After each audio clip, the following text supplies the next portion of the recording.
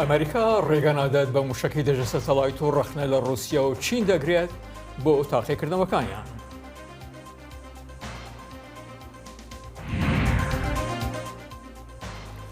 یوکراینا دەبێژە هێزن رووسی نها هەوڵ دەدەن هەرێمên دۆنێسک و لوهانسک لە ڕۆژهەڵاتی وەلێت بە تەمامی کۆنترۆل بکەن.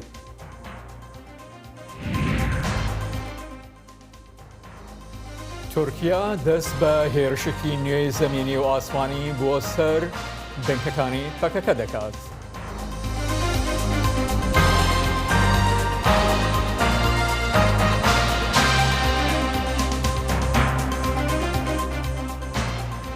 جه برنامه کورد کنکشن دنگی امریکا ل واشنگتن پایتخت سلاو و رزمن صالح دمی جر بو بینرین هیجا لامری شوجان دیلان ایدمتان خوش. بەڕێوەبەرەتی بایدن لە ڕۆژی دووشەممە ڕایگەیاند کە ڕێگەری دەکات لە تاقیکردنەوەی موشەکەی دژە سەتەڵایت لەلایەن ئەمریکاوە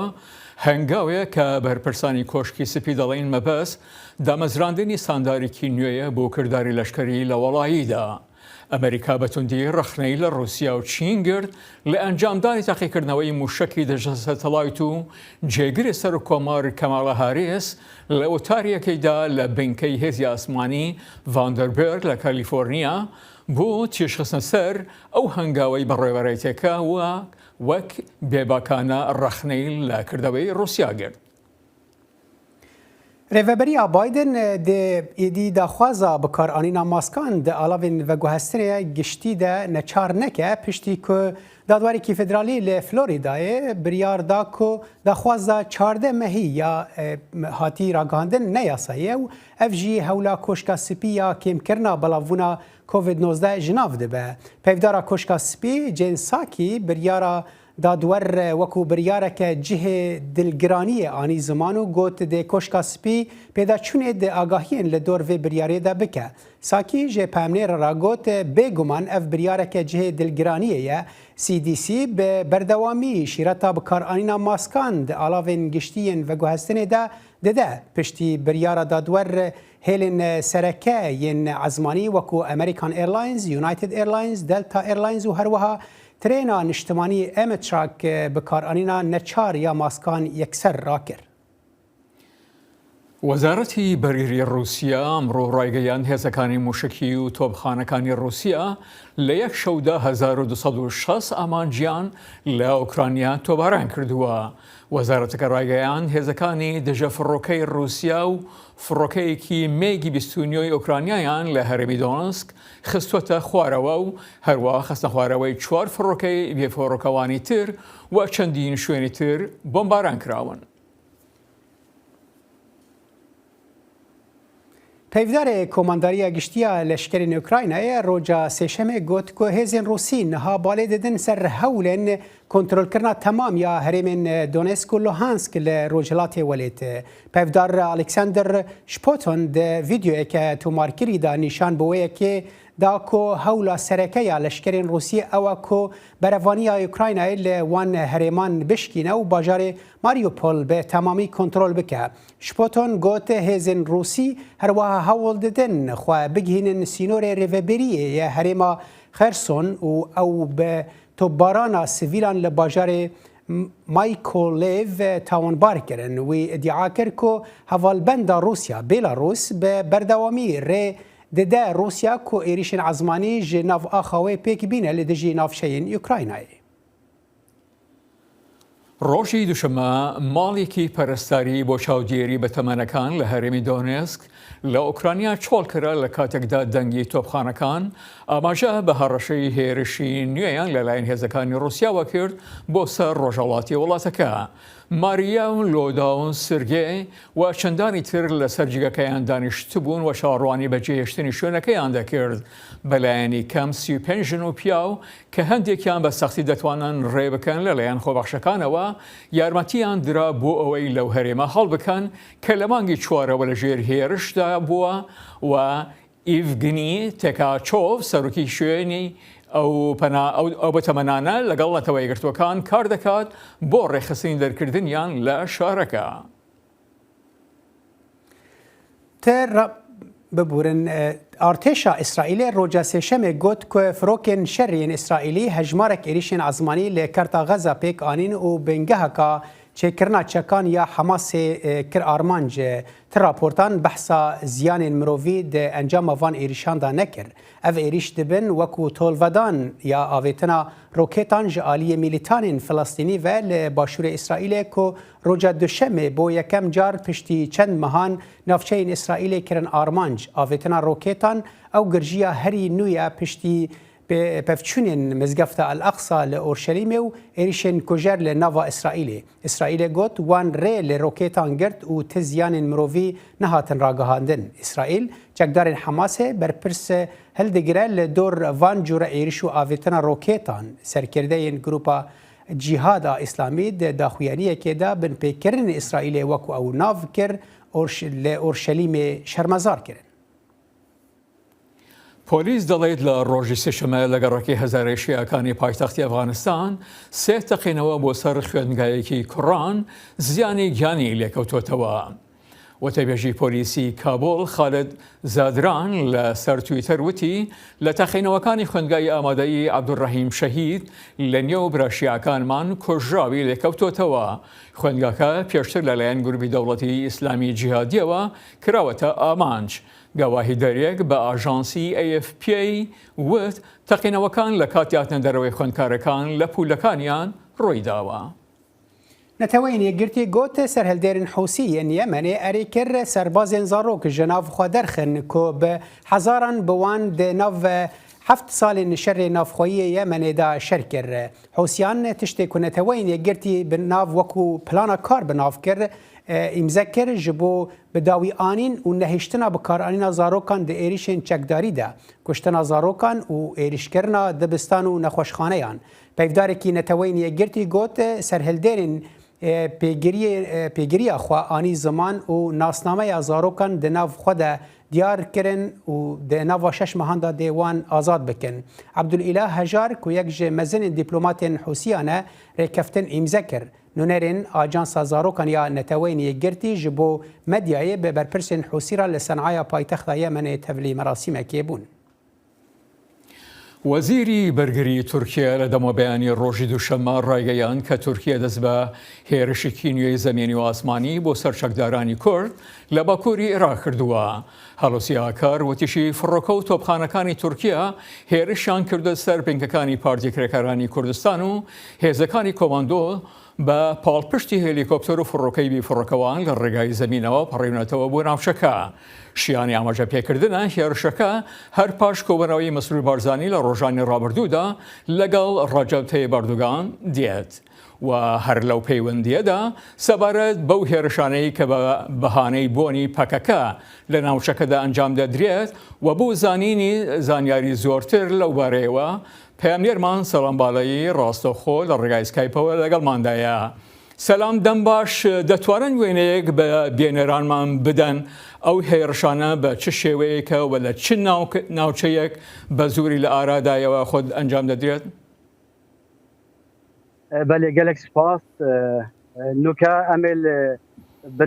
بناراوی چیایی آنکو چیای لینکی و چیای کوراجاری و کویتا سلسله چیای متینا و شرو بهفشونین هر مازن یعنی شوا 17 سر 18 الوی چیای الپشتما هاتبونا انجام دان دناوبرا گریلای پارتیا کارگری کردستان و دیسان دناوبرا لشکر ترکی. لشکر ترکی به همی جور با آسمانی به پجایی هێرشێکا بەرفرە divê operasyonê de enjam da. Ji bo wê yekê bi taybet li zabê li avaşîn û li korejarî. Korejarî çiyayekê here bilinde evêl pişme ez bawarim yê diyar ketin ya here bilinde û cihekê stratîjî ye. Kevîte hindav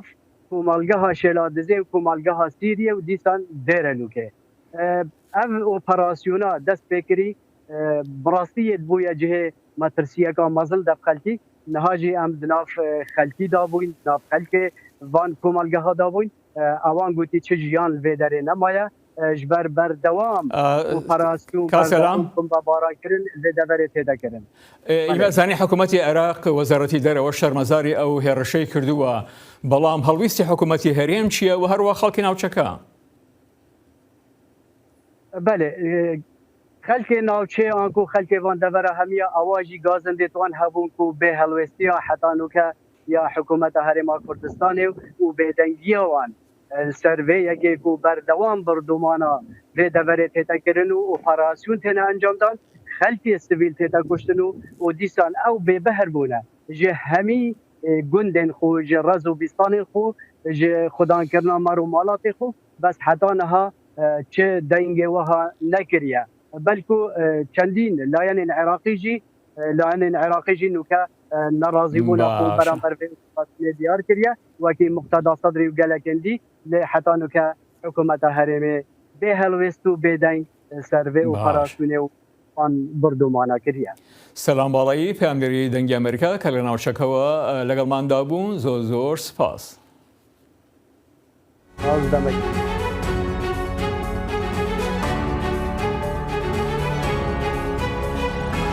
چاوی واشنگتن بەرنامەیەکی هەفتانەیە لە بەشی کوردی دەنگی ئەمریکاوە ئامادە و پێشکەش دەکرێت. من بەڵێن ساڵح هەموو ڕۆژانێکی هەینی لەگەڵ پسپۆراندا تاوتوێی گەرموگورترین بابەتی ڕۆژ دەکەین لە پەیوەندی بە سیاسەتی دەرەوەی ئەمریکاوە. لەگەڵمان بن.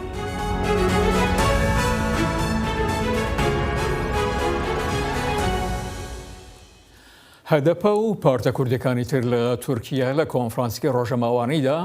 شەرمەزاری هێرشەکانی تورکیا بۆ سەر هەرێمی کوردستان دەکەن و لە ئامەدەوە پەیامنێرمان ئەم راپۆرتەی ناردووە. وەزارەتە بەرەڤانیا تورکیە شەوە یەکشەممە ڕاگەهاندکن سەر پێکێکی بناوێ پێنج شەکلێت لە باکووری ئاخا عێراقê dest ئۆپراسیۆنێکا leşkerîkirine. Partî û pêkhاتeyên Kurd jî dijî operasyonê li Amedê daxuyaniyek hevpardan. Berî destkeftên gelî Kurd dixwazin carekê dinê êrişeke berfireh berdewam bikin. Heman demê de jî tesadüf nîne ji alêkî ve hevdîtinên PDK û AKP hikûmeta Erdogan li Ankara'yê di van demên dawî de piştî van hevdîtinan 24 saet nebû operasyonek hate destpêkirin û ji doyê varê ve jî li hemberî Şengalê êrişên hikûmeta merkezî ya Baxdadê li hemberî asayişa êzdiya tê meşandin. Em ji bîra nekin ku em tam di arîfa êvara çarşemba serê Nîsanê de ne. Hevseroka Partiya Herêmên Demokratîk DBP Saliha Aydeniz û parlamentera HDP Fereknaz Uca daxuyaniyê xwendin. Hata îfadekirin ku Tirkiye li hember pirsgirêka Kurd di politikaya şer de îsrar dike û operasyonên Bakurê Sûriyê devera Rojava, Efrîn, Serêkanî û Tel Avivê de jî weka dagirkirina van erdan binav kir. Pirsgirêka Kurd a ku pirsgirêka sereke ya Tirkiye li şûna vê pirsgirêkê bi rêbazên mizakereyên demokratîk çareser bike îsrara xwe ya duwarê polîtîkayên şer de didomîne. Ev pêvajoya ku bi tecrîta İmralî dest pê kir bi dagirkirina Rojava ya ku li Afrînê Serêkanî û Girêspî pêk hat bi girtina vekîlên hilbijartî destserkirina şaredariyan ji alê qawîman ve bi îşkenceyê û qatliamên li dijî girtiyên siyasî yên di zindanan de bi operasyonên li dijî xebatkarên siyaseta demokratîk û gelê Kurd. Bi komploya girtina HDP girtin, îşkence û qatliam bê navber berdewam kir.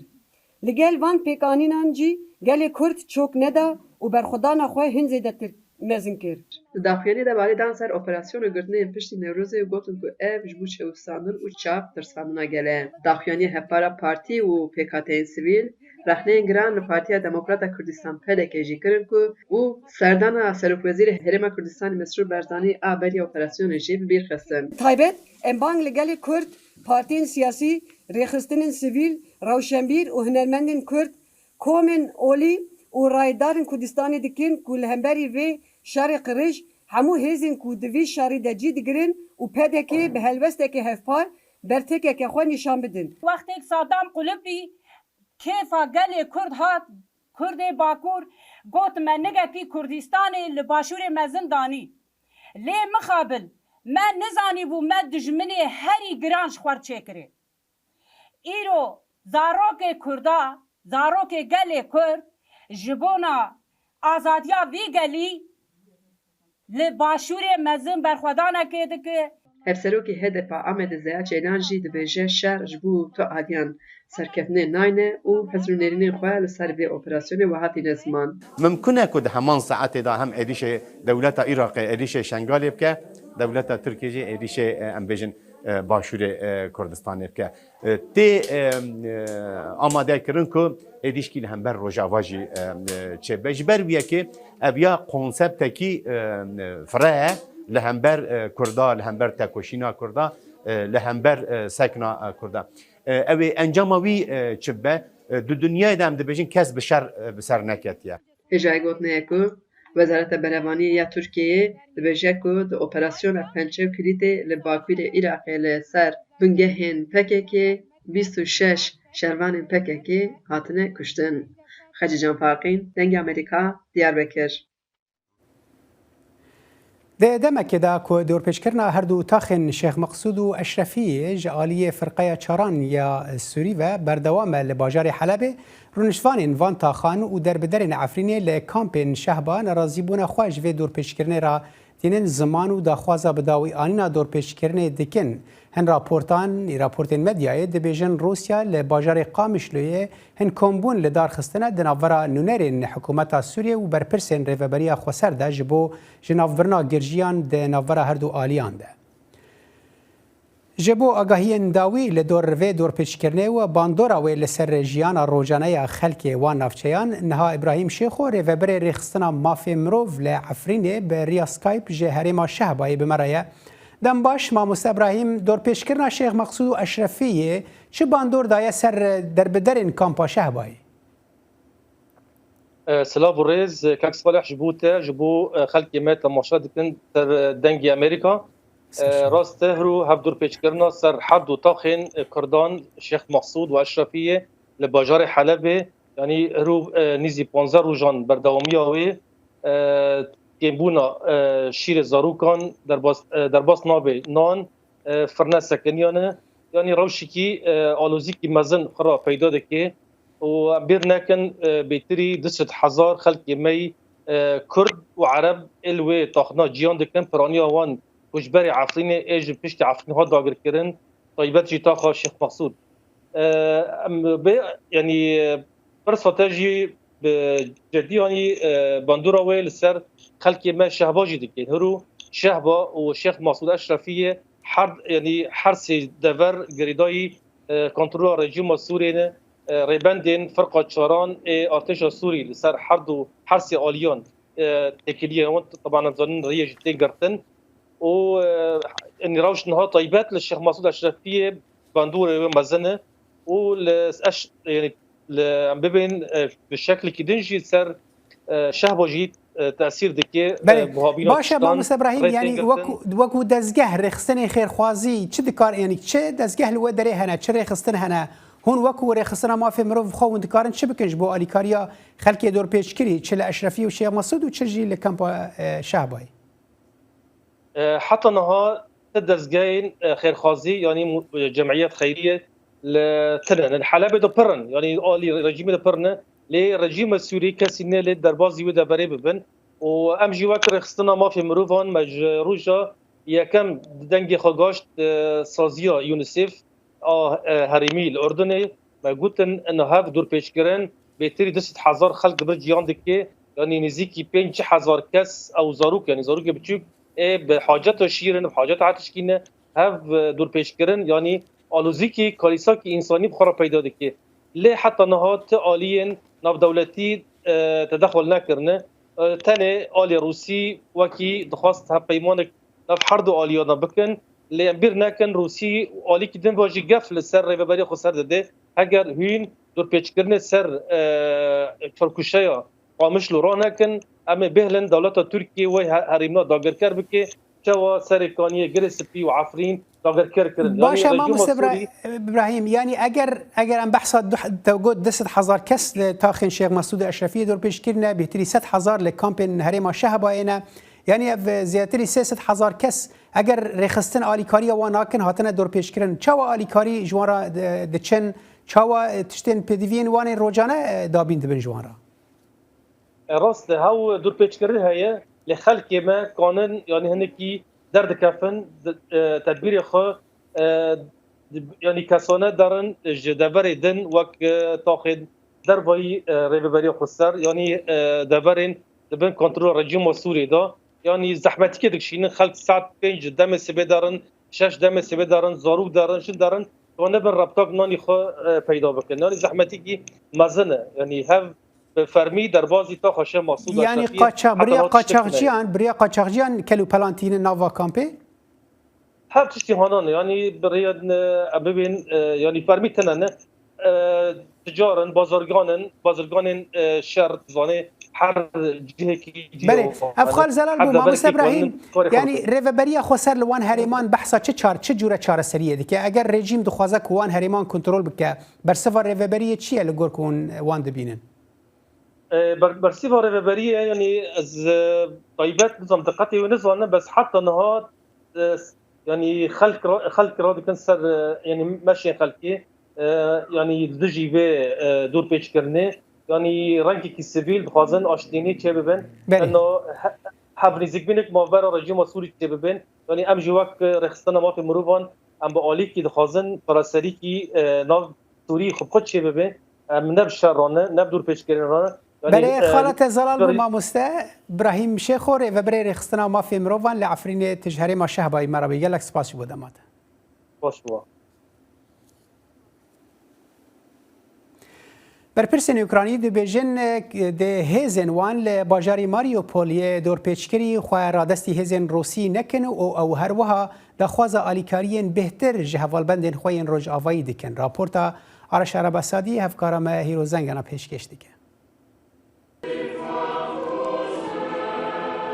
لە ڕۆژی جەژنی هەستانەوەی مەسیح یەکشەممە کە یەکێکە لە جەژنە هەرە گەورەکانی کریستیانەکان پاپا فرانسیس هاوخەمیەکی بە ئازاری لەگەڵ خەڵکی ئۆکرانیا دەربڕی هەموو قوربانی ئۆکرانیەکان لە دڵمدان میلیۆنان پەنابەر و ئەوانش کە لە ناوخۆی وڵاتدا ئاوارە بوون خێزانە لێکترازاوەکان بە ساڵداچووەکان کە بە تەنیا جێماون ئەو ژیانانەی کە تێک چوون و ئەو شارانەی کە خاپور کران دیمەنی ئەو منداڵە بێدایک و باوکانە دەبینم کە بەهۆی شەڕ هەڵاتون. پاپا فرانسیس بەردەوام بوو لە قسەکانی و گوتیشی قوربانیەکانی ئەو شەڕەی کە رووسیا لە ئۆکرانیا هەڵیگیرسان هەمان مەینەتی ئەو خەڵکانەیان هەیە کە لە سەرانسەری جیهاندا بەهۆی برسێتی و نەبوونی دەرمانەوە دەمرن لە هەمان کاتیشدا شەڕ و پێکدادان لە شاری بەندەری گەمارۆدراوی ئۆکرانیا ماریوپۆل بەردەوامە. هێزەکانی رووسیا دوای چەند هەفتەیەک لە بۆردومانەکان بەشێکی زۆری شارەکەیان خاپور کردووە. کاربەدەستانی ئۆکرانیا دەڵێن نزیکەی 20,000 خەڵکی سیڤیل تەنها لە ماریوپۆل کوژراون. کۆنتڕۆڵکردنی ماریوپۆل سەرکەوتنێکی استراتیژی دەدات بە هێزەکانی رووسیا کە بە تەواوەتی دەتوانن لەگەڵ هێزەکانی هەرێمی دۆنباس یەک بگرن. خەڵکی سیڤیلی کە بۆ ماوەی زیاتر لە 40 ڕۆژە لە قەیرانێکی مرۆییدان لەم شارە گەمارۆدراوەدا ئەوان ئاوی خواردنەوەیان نییە، خۆراکیان نییە، گەرمکەرەوەیان سۆپا و کارەبایان نییە. ئێمە داوا لە هەموو هاوبەشەکانمان دەکەین پشتیوانیمان بکەن و هاوکار بن لە ڕاگررتنی ئەم قەیرانە کارە ساتاویەی ماریۆپۆڵ. وێرانکاریەکانی لە شارەکانی وەکو ماریۆپۆل ئاستەنگەکانی گەیاندنی هاوکاریە مرۆیەکان بۆ ناوچەکان زیاد کردووە. ئێمە گەیشتینە ملیۆنان کەس. ئێمە و هەموو هاوبەشەکانمان لە کۆمەڵگای نێودەوڵەتی لێرە لە ناو ئۆکرانیاداین. بەڵام هەندێک شوێنی وەکو ماریۆپۆڵ و شوێنەکانی تر هەن کە ناتوانین پێی بگەین بەهۆی ئەوەی هێزەکانی رووسیا شارەکەیان گەمارۆداوە و ڕێگەمان پێنادەن بەپی پێویست دەستمان پێڕابگات. ئەگەر دەستڕاگەیشتنمان هەبێت ئەگەر بتوانین شارەکانی ئەو ناوچانە ڕاگرین دەتوانین بگەین بە هەموو کەسێکی کە پێویستی زۆری بە خۆراکەیە. وەزارەتی بەرگری رووسیا جنگاوەرانی ئۆکرانیا لە ماریوپۆل بە چەکدارانی ئەوروپا و کەنەدا ناودێر دەکات و دەڵێت زۆربەی ئەوانەی بەرگری دەکەن کوژراون یان لە وڵاتە کاڵاتون. نوێنەرێک ڕایگەیان چەکدارەکانی کە ماونەتەوە بژاری ئەوەیان پێدراوە چەکەکانیان دانێن و خۆیان ڕادەست بکەن بەڵام ئەوان ڕەتیان کردوتەوە. رووسیا بەم دوایانە هێرشەکانی بۆ سەر ئامانجە لەشکریەکانی ئۆکرانیا زیاد کردووە کە پێدەچێت وەکو تۆڵەکردنەوەیەک بێت بۆ هێرشی سەر کەشتی جەنگی مۆسکۆڤا کە نەقوم بوو. رووسیا دەڵێت کەوتنەوەی گەڕێک لە ناو کەشتێکە بووە هۆی نەقومبوونی بەڵام ئۆکرانیا دەڵێت بەهۆی هێرشی موشکی کروزی ئەوان بووە کە ئەمریکەش پشتیوانی لەم زانیاریە دەکات. ڕێبەری ئۆکرانیا داوای لە سەرۆک جۆ بایدن کردووە سەردانی ئەو وڵاتە بکات کە لە شەڕدایە. پارتە کوردەکانی سووریە بەردەوامن لە تاواماکردنی یەکتر بە ئاسەنگ دروستکردن لە بەرامبەر دیالۆگی کوردی پێم لێرمە لە قامشلەوە ئەم ڕاپۆرتەی ناردووە. هەردوو ئالیên سیاسی yên sereke yên Kurdên Sûriyayê hev tawan dikin bi derexistina diyaloga navxweyî ya Kurdan. Endamê Ofîsa Yasayî ya Encûmana Niştimaniya Kurdî li Sûriyê Rıdwan Sîdo dibêje got kiryarên PYD û lawazbûna helwesta Amerîkayê derbarê vê diyalogê de sedemên sereke ne got dihêle ev diyalog bi ser nekeve. gelek sedem hene sedemek inû PYD desthilatê فgelek kiryar girin çijalî girtina rojnamavana alîgir û endamê encûmenê ji dervî dadgeha û yasa û eqda îjtimai awan danî bê wan pêşkêşî dadgeha bike evana girtin wek dibêje kezextek bû li encûmenê evana gelek sedem çêbûn ev diyalog rawestiya. Li aliyê din partiyên Yekîtiya Niştimaniya Kurd li Sûriyê PNK got partiya PYD partiya wênî sereke ye. Diyar dikin got biryarên NKSê ne di destê NKSê de ne. Ji ber wê jî ji berpirsiyartiya xwe wek got PNK dibêje NKSê direve. Seroka Şpêla Pêşerojê ya Kurdistanî Narîn Metînî got ew bi xwe di nava PNK de ye. Dibêje divê Amerîkayê fişarê bike da ku Kurdên Sûriyê li hev bikin. وهين هفدو قبول نكرنا هين نعمادنا هين خونا بينن بربرس وبوي أركي خوي دا أستاك بلند هين رانا بونو براستيش برفيكي يعني دفابة أمو كورد وك بيانكي وك أنكسي أم دبن جبو يكريزيا كردي لقوري چافديران آلوزیا د نافبرا کردین سوریه ده به هلوستی هردو هزین سرکه کردی ده گریداییه. دبیجن گو PKK و PDK آستنگیان لپیش وی دیالوگی دردخینن. چافدیر دلوان چدو باور دیگه گو اگر اف هز لهف بکن ده هزین کردین سوریه جی لهف بکن. دباوریا من دا یک جسده من نپیشکتنا دیالوگا کردی لرجابه کردستانی دستی وردانا هزین کردستانی دوی بشه کردستانی دا حتی کو اف دستی وردان دوی بشی دهبه هزین سیاسی لودری لبناکن. لگوری جدرین جناوا هر دو آلیین کردین سوریای نونر وزارت دروازه آمریکای ماساو پیرل د دسپیکا ماه نیسان ده به هر دو آلیان رجویا لگوری همان جدران بریس پیرل تکسکر گو او داوی لوی کشی بینه او وی رکفتنه بسرخینه زانا عمر دنگ امریکا قامشلو داویا کرد کنکشن هر شال ببینه خوش